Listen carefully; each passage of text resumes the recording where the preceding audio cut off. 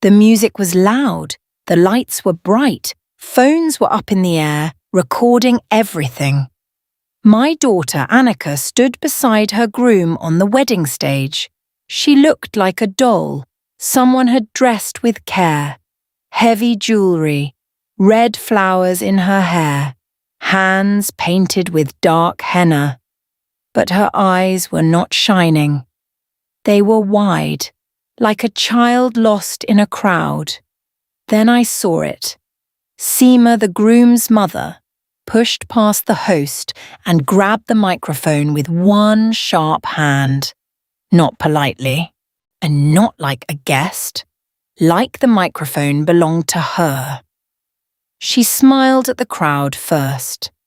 A smile made for pictures. Then she turned her face toward Annika and said, loud and clear, "This girl is an idiot, but my son insisted on marrying her." For 1 second, the hall did not understand. Then someone laughed. Another laugh followed, and then a small wave of laughter moved through the room, like people had been waiting for permission. I felt my body go cold. Annika didn't cry. She didn't shout. She didn't even blink properly. She just froze. Her shoulders went stiff. Her fingers tightened around the edge of her bridal scarf like she was holding on to the last safe thing she had. I looked at Ishan, the groom. He was right there. He could have taken the mic. He could have said, "Stop." He could have stood between his mother and my daughter. But he didn't. He stared at the floor as if the shiny stage tiles were more important than Annika's face. That silence hurt almost more than the insult. My son, Nilesh, took 1 step forward from the side, angry like fire. I reached out and touched his wrist once, not to stop him forever, just to stop him from exploding in a way that would make Annika feel worse. Because this was not the time for messy shouting. This was the time for one clean move. I stood up. My knees are not young, but my heart is stronger than it used to be. I walked straight down the aisle. People moved out of my way without knowing why. Even the laughter became thinner as they watched me. The host, Raghav, held the microphone stand like he didn't know what to do. His mouth was half open. His eyes kept flicking from me to Seema. Seema held the mic close, still smiling as if she had just told the funniest joke in the world. I reached out my hand. I didn't snatch. I didn't beg. I simply held my palm out and looked at her. Seema hesitated. Just one small moment. Then she let the microphone drop into my hand like she was doing me a favor. The hall waited. I brought the mic close to my mouth and my voice came out calm. Not loud, not shaking, calm. "I am old," I said, "so I will speak slowly so everybody can understand." A few people shifted in their seats. Some stopped recording. Others lowered their phones by just a little. I turned my head and looked at Anika, not with pity, but with love that was steady. Then I looked back at Seema. In this room," I said, "we are here to bless a marriage, not to break a girl's heart for fun." Seema's smile tightened. Her eyes became thin. I continued, still calm. "If you call a bride an idiot on her wedding day, you are not showing power. You are showing fear." A soft sound moved through the hall. Not laughter this time. A quiet from a few people. The way people sound when they suddenly remember they have a conscience. Seema tried to laugh it off. "Oh, come on. I was only joking." I didn't argue with her joke. I said something else, something simple, but it landed like a stone. "Seema," I said, The family image you protect so loudly, it only looks clean from far away. The air changed. Even the band went silent, as if the musicians felt the temperature drop. Seema's face lost colour. Her husband Vikram straightened in his chair too fast, like a man who heard a door open behind him when he thought he was alone. I did not say names. I did not throw dirty words. I did not scream secrets. I just held my gaze steady and added, "Some truths do not need shouting, they only need daylight." No one laughed now, not one person. I turned slightly, keeping my voice controlled. Today is Annika's day. If anyone here thinks humiliating her is entertainment, please remember, the same mouth that laughs today can be ashamed tomorrow. Annika's eyes finally moved. She looked at me like she had been underwater and just found air. I lowered the microphone and handed it back to the host. My hands were steady, but inside my chest my heart was beating hard. Not from fear. From anger I had locked down so it wouldn't spill in the wrong way. I walked back to Annika, stepped close enough for her to feel me near her, and I gently touched her fingers. She squeezed my hand once, small, quick, like a secret message.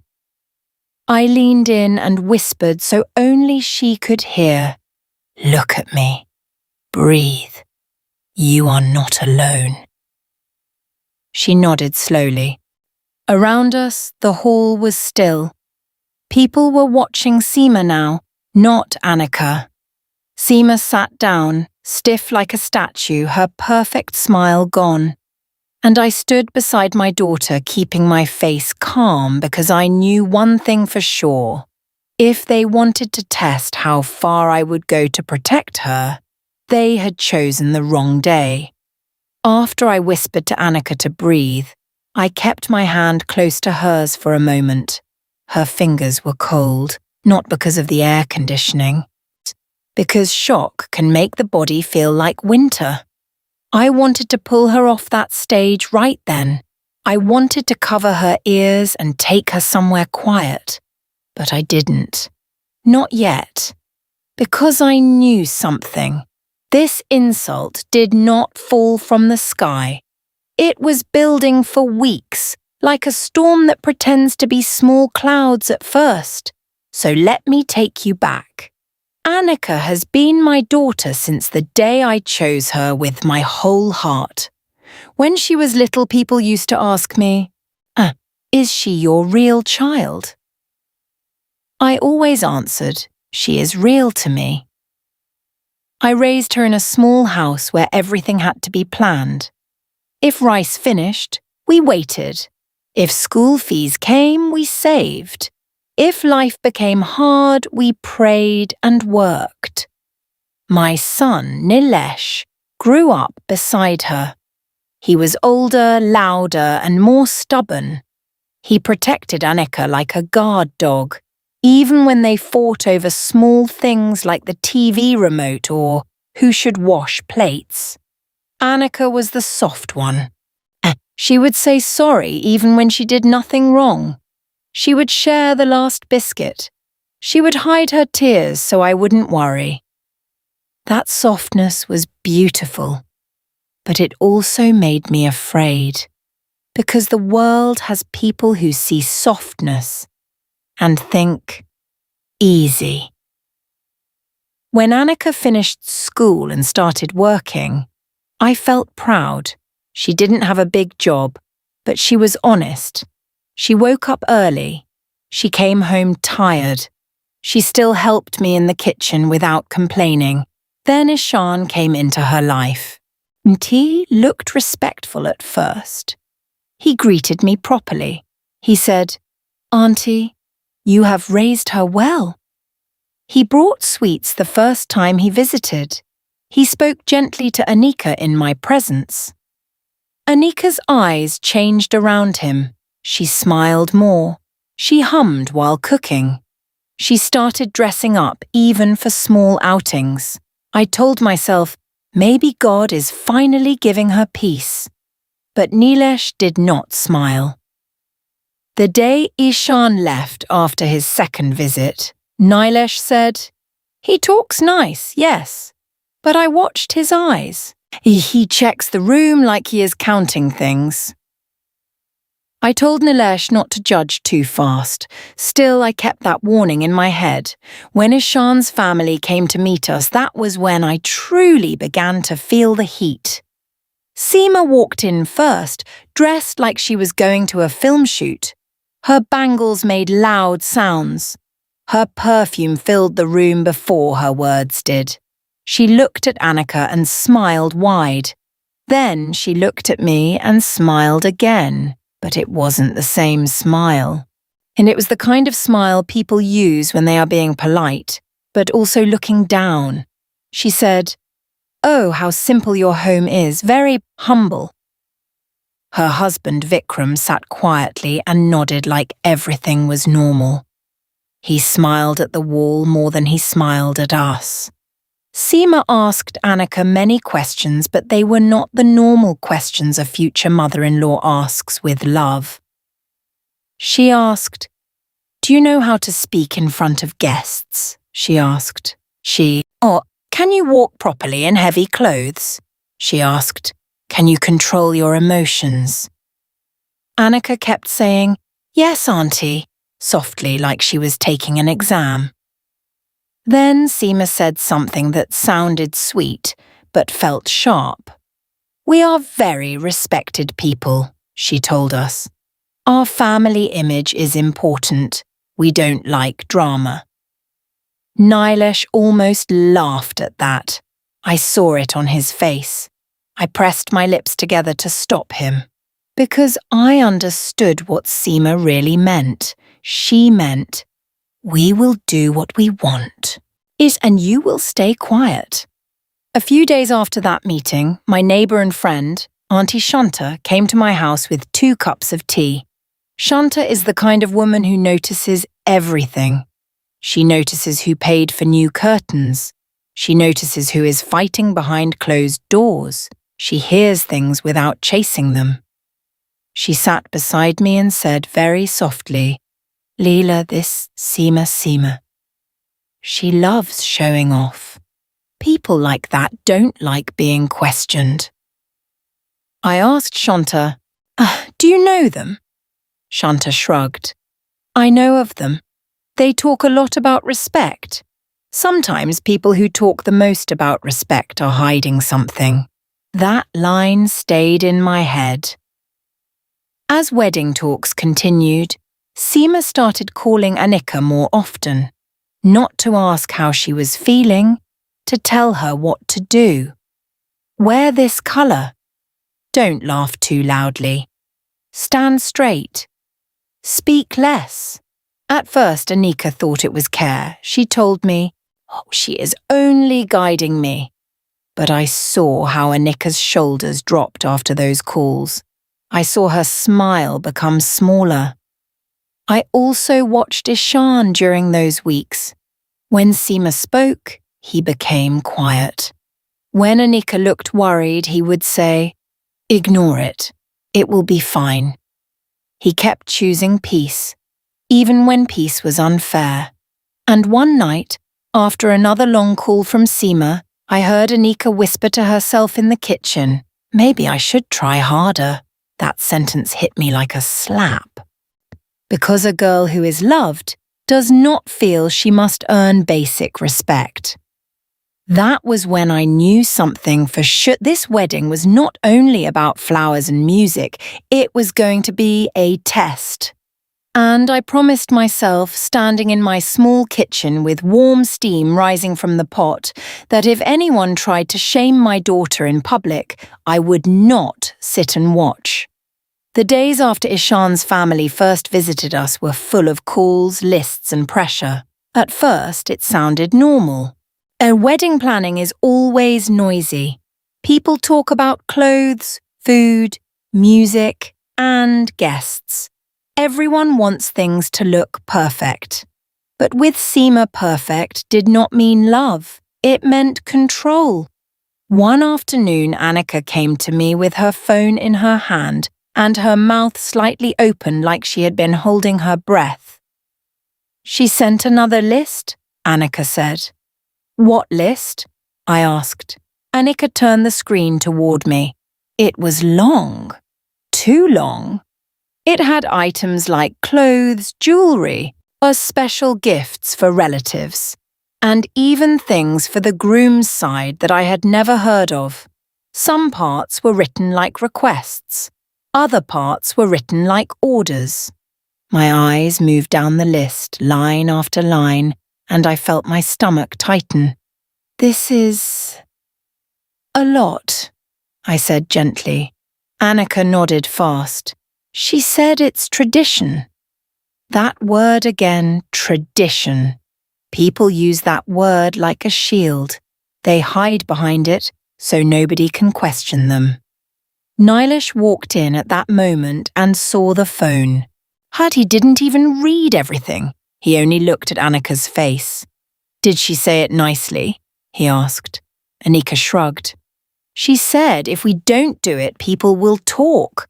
Nilesh let out a short, bitter laugh. "People will talk no matter what. But why is she so worried about people? Is she marrying you, or is she marrying the crowd?" "Nilesh," I warned softly. He stopped, but his eyes stayed hard. That evening, Ishan came over to discuss the wedding hall.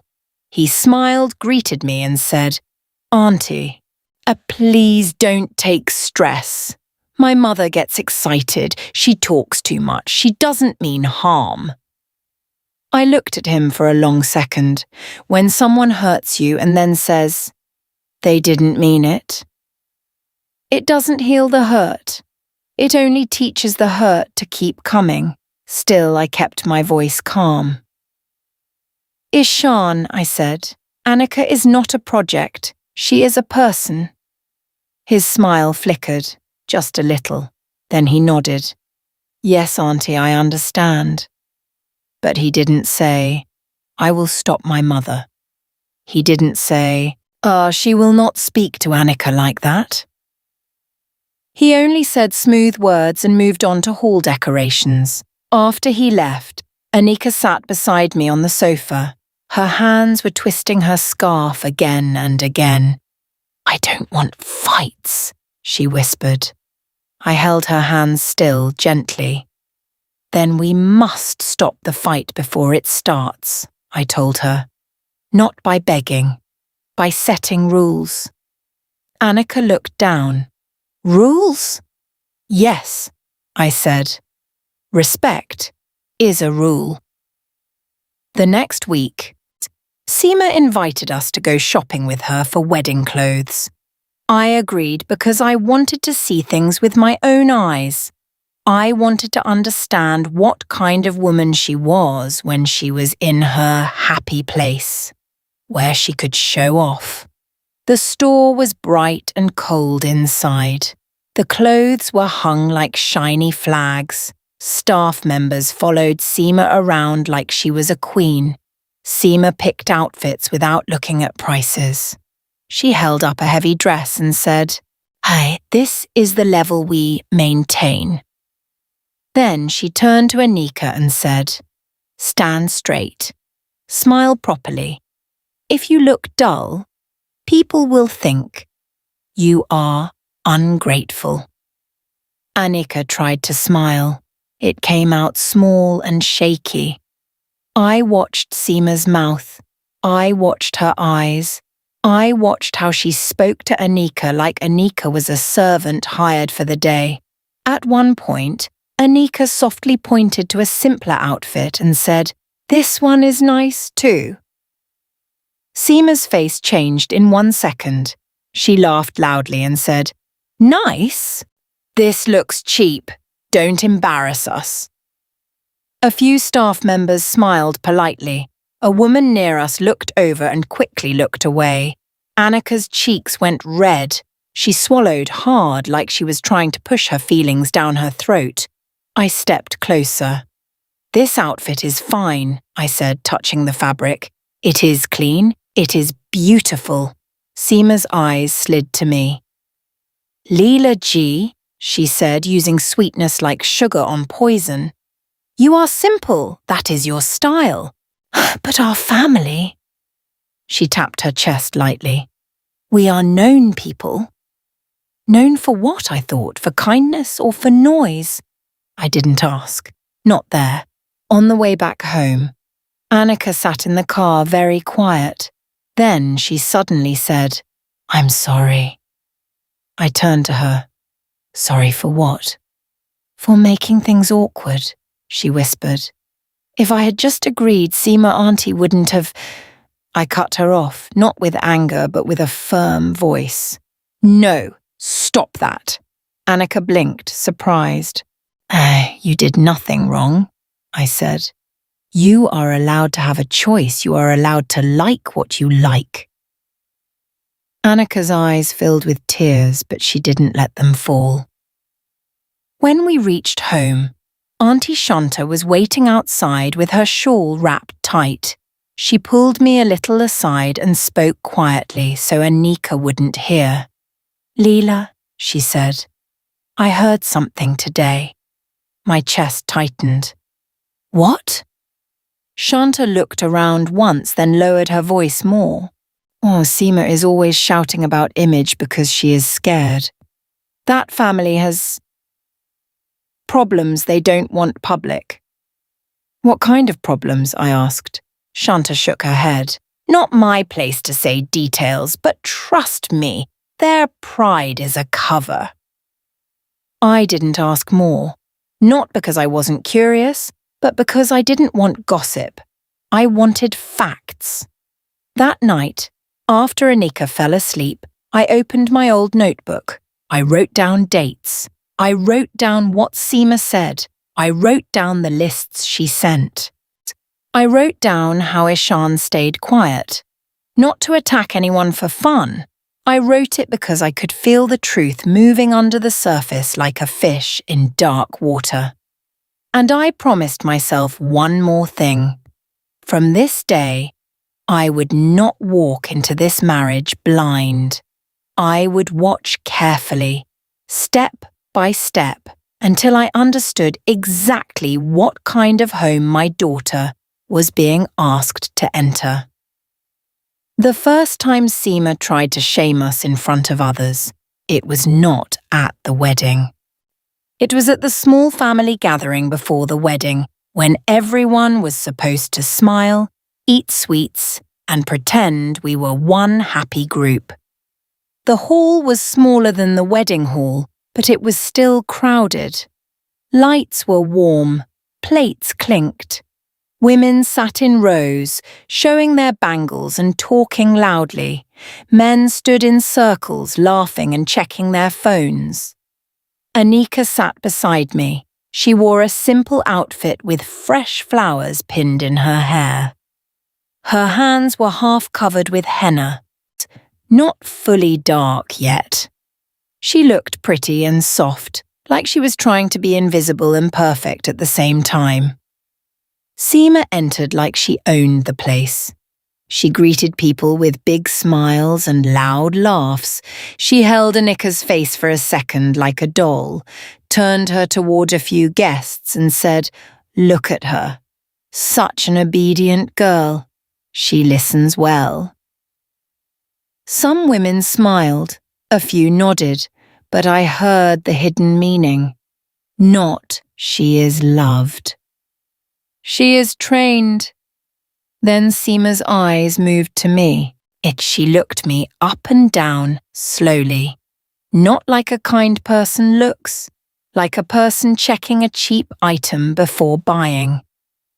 "Leela G," she said loudly so others could hear. "You are wearing this same simple sari again. You should let Anika teach you some style." A few people chuckled. It wasn't a big laugh like the wedding stage one. It was smaller, but it still cut. I didn't react. I only smiled once calmly and said, This sari covers my body and my dignity. That is enough for me. The chuckles died fast. Seema blinked like she didn't expect an answer. Then she turned to the crowd and laughed louder. See, so serious. Old people are like that. They take everything to the heart. She said old people like it was an insult. I looked around. Some guests avoided my eyes. Some pretended to focus on food.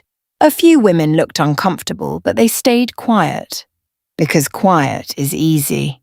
Standing up is hard. On the other side of the hall, Ishan stood with his cousins. He was smiling politely, like a man watching a show he didn't choose.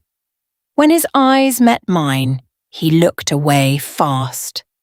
Annika's fingers moved toward her scarf, twisting it. That old habit again.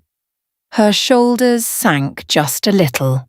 Seema leaned close to Annika, still smiling for others, but speaking in a lower voice for only us to hear. Don't look dull, she said.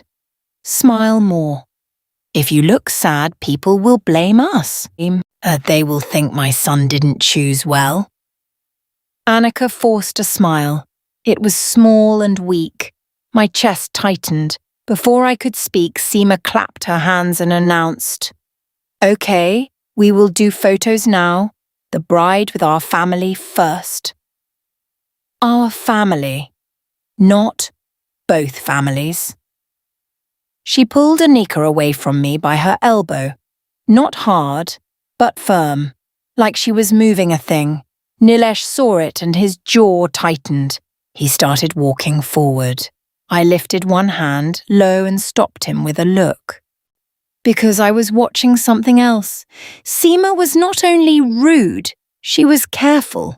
She made sure she looked sweet in front of others. She waited for moments when people were distracted. Then she struck. Photos began. Everyone gathered near the decorated corner. Someone turned on a small speaker. The host, Raghav, was there too, guiding people into lines. Uncle G, come here. Auntie G, stand here. Bride in the centre, please. Raghav was smiling, doing his job, trying to keep the mood light. But even he looked confused when Seema kept changing things. No, Seema snapped. Not like that. Our side first. Their side later. Raghav nodded quickly. Yes. Okay. Annika stood in the middle. Seema stood beside her, holding her shoulder like a trophy. Ishan stood on the other side, smiling for the camera. When the flash went off, Annika blinked too slowly, like her mind was not in the photo with her body. After a few pictures, as Seema stepped away and walked toward the corner near the entrance, she thought nobody was watching. She pulled out her phone and answered a call quickly. Her face changed. The sweet smile disappeared like it had been wiped off. Her voice became sharp and tight. Why are you calling me now? She hissed. I was not trying to listen, but the hall was quiet in that corner. Her words reached my ears. Then she said a name I did not recognize and added, Not today. Do you understand? Not today. If anything happens today, our image will be finished. Her fingers shook as she gripped the phone. She turned her back to the crowd and spoke again, lower this time. I only caught pieces. Paper? Please. Just wait. Then she ended the call fast and slipped the phone into her purse like she was hiding it. When she turned around, her sweet face came back instantly like a mask. She walked back to the photo area and laughed loudly again. Oh, relatives calling, disturbing me, she said, and waving her hand like it was nothing. But I had seen the fear in her eyes. Fear is hard to fake. That evening, when we finally came home, Annika went straight to her room and sat on the bed without removing her jewellery. I sat beside her and took her hand gently. She tried to smile. "It was okay," she whispered. "It was not okay," I said softly. Annika swallowed. "If I complain, it will become a big problem. Ishan says after marriage it will be better." I looked at her face for a long moment. She looked tired, not from the event, from trying to hold herself together. I spoke slowly so my words would not scare her. "Annika," I said, "answer me honestly. Do you feel loved there? Or do you feel tested there?" Her eyes filled up. She blinked fast. "I don't know," she whispered. "That is an answer too," I said. Then I added, "If a place makes you feel small before you even enter it, it won't become kind just because you've seen signed papers." Annika's tears finally fell, quiet and hot. She wiped them quickly with her fingers, like she was ashamed. I held her hand tighter. "Crying is not shame," I told her. "Being cruel is shame." And that night, after she slept, I opened my notebook again. I wrote down what Seema said to me.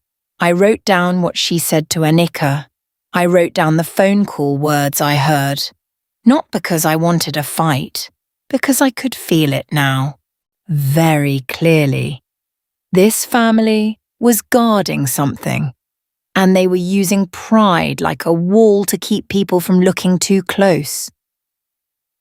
The next morning, Annika moved around the house like a small shadow. She made tea, she cleaned the plates, she folded clothes, she smiled when I looked at her. But her smile was not real. It was the kind of smile people wear when they don't want to trouble anyone. I watched her from the doorway and felt something heavy inside me. A wedding should not make a girl feel scared to breathe. Nilesh noticed too. While Annika was in her room, he came close to me and spoke low.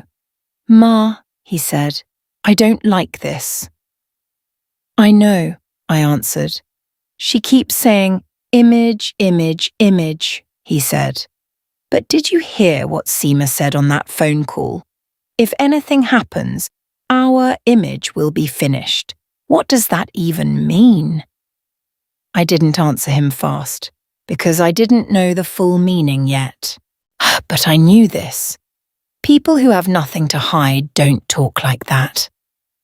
Later that day, Auntie Shanta came again. She didn't come with tea this time. She came with her shawl tight and her eyes sharp. She sat down and didn't waste time. "Leela," she said, "you heard that phone call, right?" "Yes," I said. Shanta nodded slowly. "Then we should stop guessing. We should check." "Check what?" I asked. "Everything they keep bragging about," Shanta said. "Their respect, their name, their business, their big connections. The more they shout, the more I want to see what's behind the curtain." I looked at the kitchen wall for a moment. It felt wrong to investigate someone's family, but it felt worse to send Anika into a home where she might be crushed. So I said, "Okay, but no gossip. Only facts." Shanta smiled once. "Facts only." That evening, when Anika went out with a cousin to pick bangles, Shanta and I walked to the small market area nearby. We did not go like detectives in a movie. We went like normal women doing normal work. That is how you learn the truth in real life. Shanta stopped at a shop where an old man sat behind a counter with piles of papers. People came there to print, copy, and fill forms, the kind of place where everyone talks, even when they don't mean to.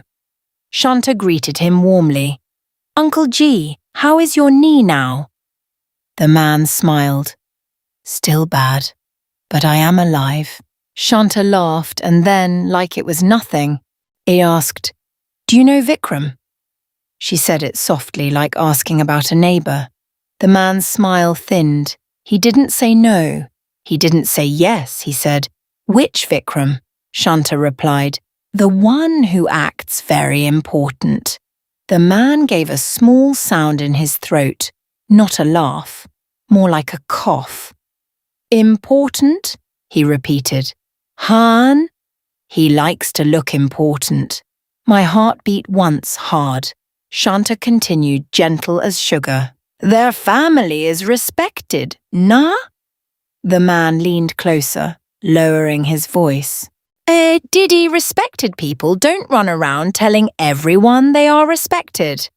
Shanta nodded, acting calm. "True."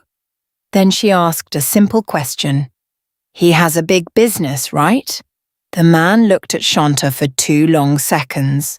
Then he said, "I only know what comes to this shop. Papers, notices, people shouting, many visits." My fingers tightened around my purse strap. "Notices?" I asked. The man waved his hand quickly. "Are, I'm not saying anything." I don't want trouble." Shanta smiled politely. "Uncle G, nobody wants trouble. We only want to avoid it." He sighed and pointed at a dusty corner shelf behind him. "Sometimes people come and photocopy letters with stamps, court stamps, bank stamps. I have seen their name on things like that." Shanta didn't ask more. She didn't push. She just nodded like she understood and paid for a few blank papers, pretending that was why we came. When we walked out, my legs felt lighter and heavier at the same time. Lighter because I was not blind anymore. Heavier because the road ahead was darker than I wanted. On the way home, Shanta spoke quietly. "Leela, listen to me," she said. "This does not mean they are criminals. It could be anything. Maybe a loan. Maybe a dispute. But if they have problems, they should be humble. They should be careful with words. Instead, Seema is cruel. That cruelty is a red flag." I nodded. Cruelty is never small, yet it grows. At home, Annika returned with her bangles. She held them up to me, trying to sound excited. "Look, Ma," she said, slipping them onto her wrist. "Do they look nice?" "They look beautiful," I told her truthfully. Her eyes searched my face. "Are you angry with me?" That question broke my heart. "Why would I be angry with you?" I asked. Annika looked down. Because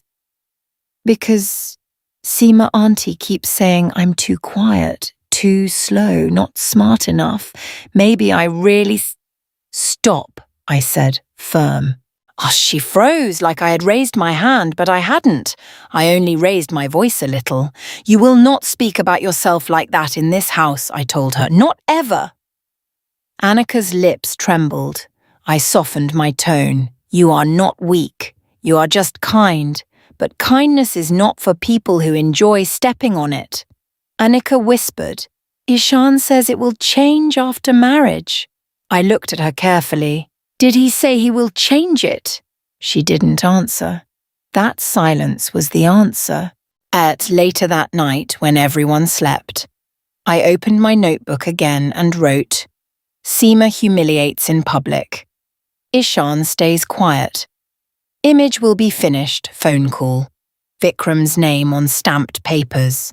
Then I closed the notebook and sat in the dark. A few seconds later, my phone buzzed. One message from Shanta. It was short, but it made my skin go cold. "I found something.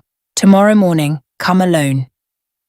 I didn't sleep much after Shanta's message. My eyes were open in the dark and staring at the ceiling, listening to the slow fan sound. In my mind, I kept seeing Annika's frozen face on that stage. I kept hearing Seema's laugh. Just before sunrise, I got up quietly, so I wouldn't wake Annika. I washed my face, tied my hair back, and stepped out. Shanta was already waiting near the small temple lane, standing beside the neem tree like she had been there for a long time.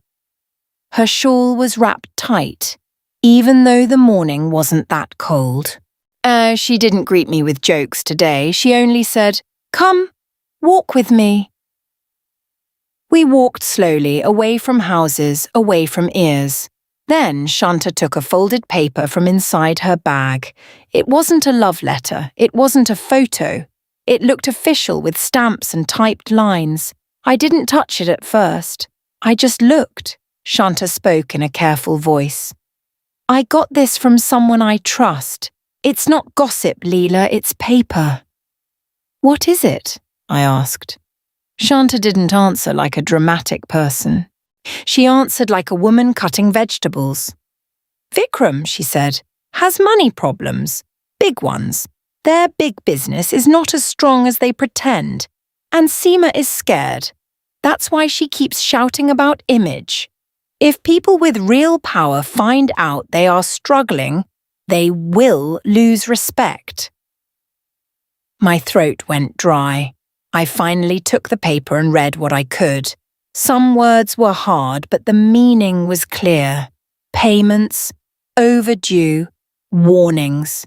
The kind of paper that makes proud people sweat. So that list," I whispered. "Those expensive gifts. Those demands." Shanta nodded once. "They want to collect value through this wedding, not just blessings."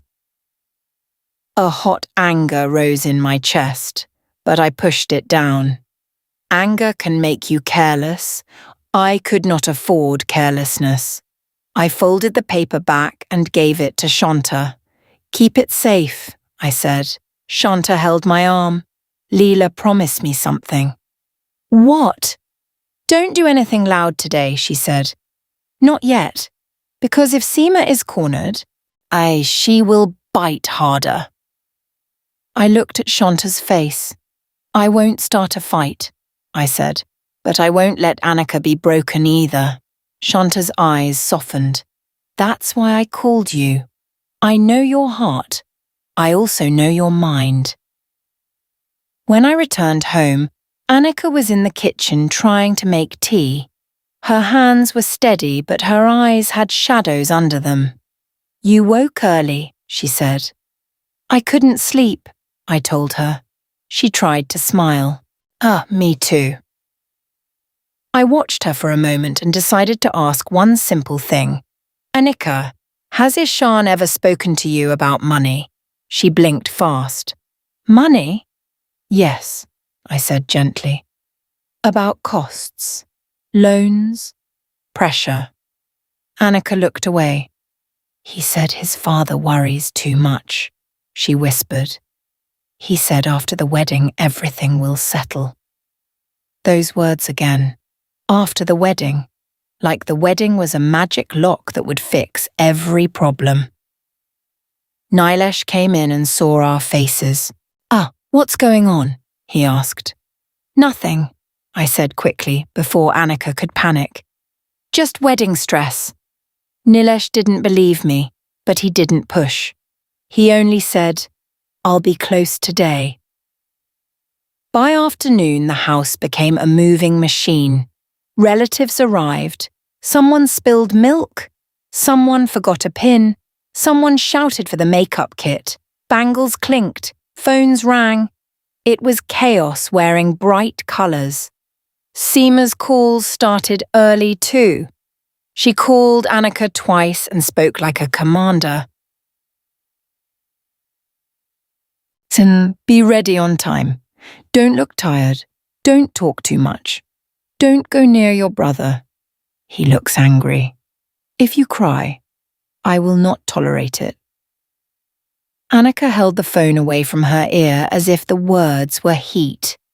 I took the phone from Annika's hand and ended the call. Annika stared at me, shocked. "Ma," I raised one palm, calm. "Today you will not be spoken to like a servant," I said. "Not in my presence." "But what if she gets angry?" Annika whispered. I looked into her eyes. "Let her get angry," I said softly. "Anger is not a weapon when you are not afraid." For a few minutes, Annika just breathed.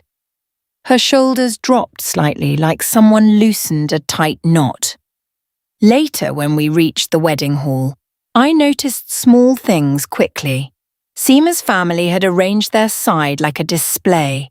Their relatives sat in the front rows. Their friends were placed near the camera. Their smiles were loud and practiced. Vikram moved around like a restless man. He kept checking his phone. He kept whispering to two men in suits near the entrance. Every time he saw someone important arrive, his back straightened. Seema watched everything with sharp eyes. Not the eyes of a happy mother. The eyes of a person guarding a fragile glass object. Then I saw Ishan. He was dressed like a groom should be, standing tall for pictures.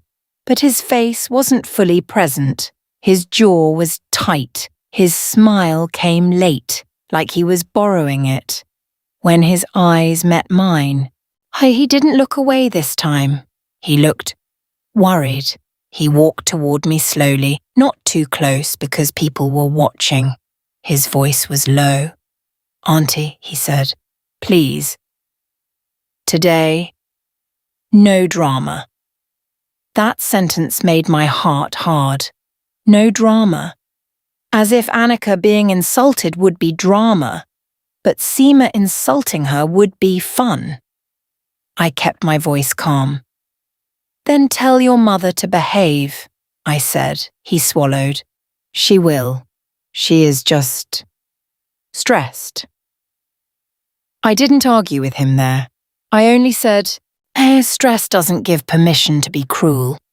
He nodded once like he understood, but his eyes looked trapped.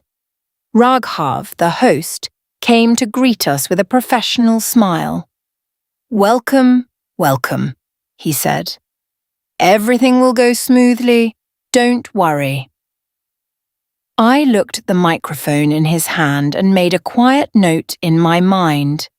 Where it was, who held it, how easily it could move. Then I took Annika's hand. The stage lights were bright. The music rose again. People kept smiling for cameras. But I stayed close to my daughter, steady as a wall, because I could feel it in the air now. Seema didn't bring us here to celebrate. She brought us here to show power. And today, I was not going to let my child stand alone under that kind of power. The drums started again. The lights flashed. People clapped as Annika and Ishan stood in the center of the stage, holding flower garlands. The host, Raghav, smiled into the microphone. "And now we will hear a few blessings from the family," he announced. That was when Seema moved. She didn't wait to be invited. She didn't raise her hand. She walked straight up, reached out, and grabbed the microphone from Raghav like she was taking back something that belonged to her. She faced the crowd with a bright, practiced smile. Then she turned toward Annika, and her smile became sharp. "This girl is an idiot," Seema sneered, "but my son insisted on marrying her."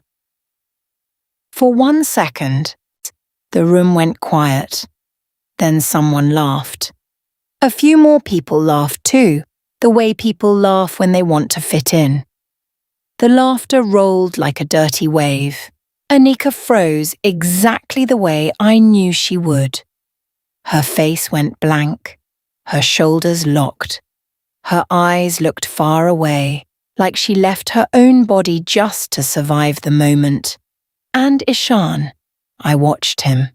I begged him with my eyes to speak, but he didn't. He stood there looking down, letting the insult hang in the air like smoke.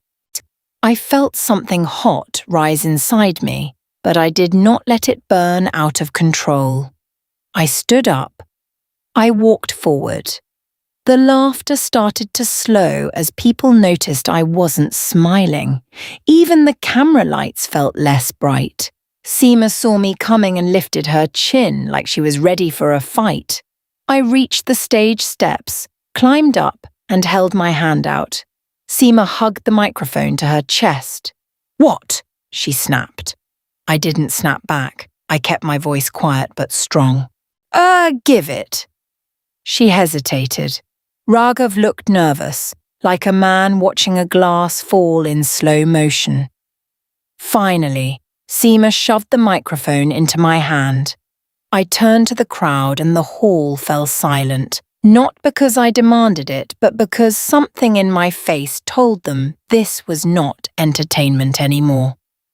"I am Annika's mother," I said, slow and clear. "I raised her with my hands, so listen carefully." Seema made a fake laugh. "Oh, please, don't make a scene." I looked straight at her. "You already made the scene," I said. "You just expected my daughter to stand in it alone." I turned back to the guests. "In this room," I said, "a bride was just called an idiot on her wedding day. If you laughed, I don't hate you, but I want you to understand what you laughed at." People shifted in their seats. Someone coughed. A few phones slowly lowered. Then I said the sentence that changed the air completely. "Seema is not laughing because she is happy," I said. She is laughing because she is scared." Seema's smile twitched. Vikram, her husband, sat up straight like someone pulled a string. I continued, still calm. "For weeks, we were sent lists, demands, expensive things, gifts for people who never lifted a finger for my child."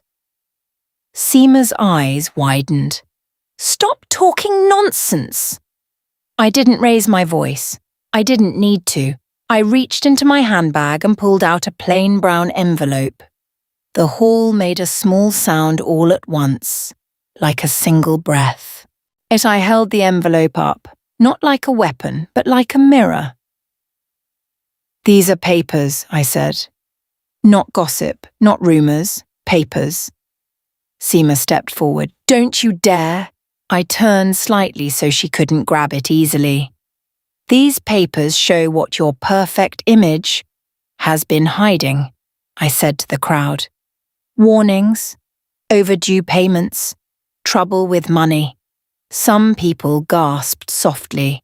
Seema's face went pale, then red, then pale again. Vikram stood halfway, then sat back down, or like his legs didn't know what to do. I didn't read every line. I didn't need to. I kept it simple. "I am not saying this to shame anyone for struggling," I said. "Many families struggle, but decent people stay humble in struggle. They don't crush a young girl to feel tall." Then I turned towards Seema. "If you had come to me honestly and said, 'We are in trouble, we need time, we need help,' maybe I would have helped you," I said. "But you didn't come with honesty. You came with pride. And today, you came with cruelty." Seema's voice shook. "You are ruining my son's wedding." I looked at her, steady. "No," I said. "You ruined it the moment you chose to insult the bride and enjoy the laughter." Then I turned to Ishan. My voice stayed simple, but it cut clean. "Ishan," I said, "this is the moment where a man becomes a man, not by standing on a stage in a fancy outfit, by protecting the person he says he loves." Ishan lifted his head. His eyes were wet, while his jaw was tight. He looked at Annika, and Annika looked at him like she was afraid to hope. I held the microphone closer. "Speak now," I said. Are you marrying Anika? Or are you marrying your mother's pride? The hall was so quiet you could hear the fan in the ceiling. Ishan took a step forward. He swallowed hard, then spoke, his voice rough. I'm sorry, he said, looking at Anika. I should have stopped it. I should have spoken earlier. Seema snapped. Ishan! He didn't look at her, and he faced the guests. My mother crossed a line, he said. No one will talk to Anika like that. Not today, not after today. Seema's mouth fell open. Vikram stood up, angry. Watch your tone! Ishan finally looked at his father. No, he said. You watch yours. A shock ran through the room. People leaned forward without realizing. Anika's hands trembled, but she didn't freeze this time. She took a breath, one full breath, and her eyes stayed awake. I stepped closer to Anika and spoke into the microphone again. Here are the rules, I said. Very simple rules. I lifted one finger. No more insults. A second finger. No more demands. A third finger. If my daughter enters this marriage, she enters with dignity. I looked at Seema and Vikram. If you cannot respect her, you don't get to stand beside her. Seema's lips shook. So you want to throw us out of our own son's wedding? I answered quietly. You threw yourselves out the moment you chose shame over love. Raghav, the host, didn't speak, but he stood closer to me, like he understood something important was happening. An older aunt from the groom's side stood up, face tight with embarrassment. Seema, she said, apologize. Enough. Another uncle said, this is not how respectable families behave. That word, respectable, hit Seema like a slap. Her eyes darted around the hall. She saw people looking at her, not with admiration, but with disgust and pity. The image she loved so much was cracking right in front of her. Seema tried to laugh again, but it came out broken. All of you are against me now? Nobody laughed with her. Nobody. That was the moment her power died. Not because I shouted, because the room finally saw her clearly. Seema grabbed her purse and stormed off the stage. Vikram followed, face tight and humiliated. Their relatives didn't chase them with yes, madam smiles anymore, and they just watched them go, stunned and ashamed. I turned to Anika. I held her hands. You choose, I whispered, not with fear, with truth. Anika's eyes filled with tears, but her voice came out steady. I want respect, she said. If I don't get that, I don't want this. Ishan nodded quickly, like he had been waiting to hear her speak like that. You will get it, he said, from me. Always. He looked at me. Auntie, if you allow, I will marry her properly, without demands, without games. If my parents won't bless us, we will still do what is right. I looked at him for a long moment. Then I said, a marriage without respect is not a marriage. It is a cage. I turned to the crowd one last time. Today you watched a girl get insulted, I said. And you watched what happens when someone finally says, enough. Remember this, a family image is not gold paint. It is how you treat people when you think nobody will challenge you. I handed the microphone back to Raghav. Hey, my hands were steady. Anika held my fingers tighter than before, not like a scared child, but like a daughter standing beside her mother. And Seema's laughter was gone. Forever. If this story touched you, Please like this video so more people who feel alone can find it. Subscribe for more real family stories with strong lessons. And in the comments, tell me, what would you have done if you were standing in my place on that stage?